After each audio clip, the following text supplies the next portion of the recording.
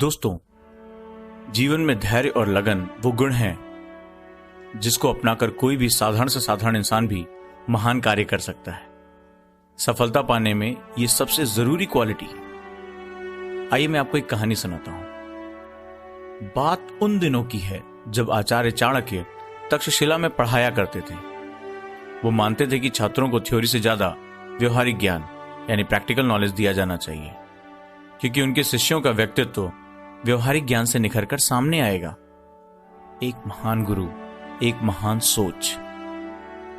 तो दोस्तों, कहानी में ट्विस्ट आता है। जब गुरुकुल में सेशन खत्म होने वाला था, छात्रों के अंतिम टेस्ट की बारी आ गई। इस अंतिम टेस्ट में आचार्य चाणक्य ने सभी छात्रों को बेत की टोकरियां दी और कहा, गुरुकुल की साफ सफाई के लिए पानी की आवश्यकता है। आप सभी छात्र इन टोकरियों में पानी भर के ले आए। छात्र गुरु के इस आदेश पर चकराए। अरे, इन बेत की टोकरियों में पानी भरना तो असंभव है। परंतु गुरु के आदेश को टालने की हिम्मत किसी में न थी।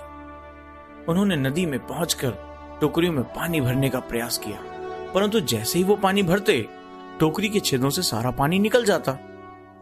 अतः थक हार कर सभी छात्र खाली हाथ गुरुकुल को लौट गए, सिवाय एक छात्र के। ये छात्र जो नदी के किनारे रुक गया, उसे आचार्य चाणक्य में पूर्ण विश्वास था। उसने सोचा कि आचार्य जैसे महान गुरु ने यदि आदेश दिया है तो कुछ सोचकर ही दिया होगा। और वो पूरे धैर्य और लगन के साथ सुबह से शाम तक टोकरियों में पानी भरने का प्रयास करता रहा। आश्चर्य, बेत सुबह से शाम तक पानी में भरे रहने के कारण फूल जाती है और उसके छेद भर जाते हैं, और अंत में वह छात्र आचार्य के पास पानी से भरी टोकरी लेकर पहुंचता है। तब आचार्य सभी छात्रों से कहते हैं, मैंने आपको एक बहुत मुश्किल कार्य दिया था, जिसे केवल विवेक, धैर्य और निरंतर प्रयास से ही पूरा किया जा सकता था। अतः जब भी कोई कार्य असंभव प्रतीत हो तो धैर्य नहीं खोना चाहिए। निरंतर प्रयास करते रहिए, जीत आपकी होगी। दोस्तों, इसे अपना मूल मंत्र बनाइए।